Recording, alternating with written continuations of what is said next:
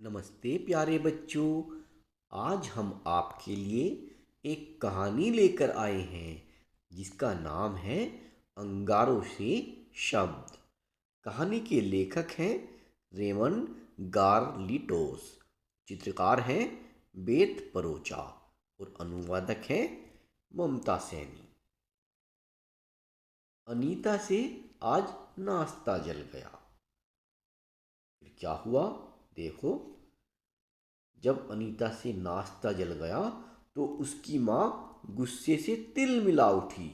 उन्होंने अनीता को खूब जली कटी सुनाई। जब उन्होंने अनीता को जली कटी सुनाई तो अनीता को उनकी बातें सुनकर बहुत बुरा लगा। वह बहुत छोटा महसूस कर रही थी। अनीता को अपनी मम्मी की बात सुनकर बिल्कुल भी अच्छा न लगा। माँ के अंगारों जैसे शब्द सीधे उसके दिल पर लगे।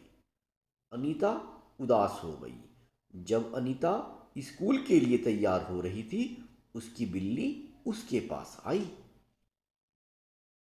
बिल्ली पास आई। अनीता के मुंह से भी अब जली कटी बातें निकली। बेचारी बिल्ली वहां से भाग खड़ी हुई।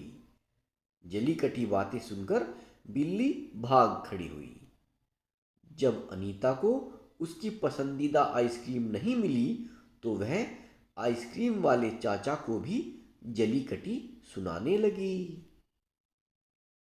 और जो आइसक्रीम थी वो उनके हाथ में ही पिघल गई। अनीता की जली कटी बात सुनकर आइसक्रीम हाथ में ही पिघल गई।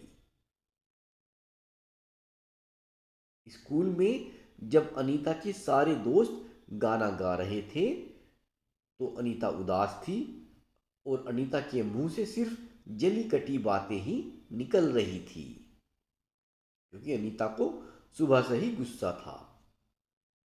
जब बॉबी अनीता के पैर पर गलती से चढ़ गया तो अनीता भड़क उठी। अब तो उसकी जली कटी बातों का कोई अंत ही नहीं था।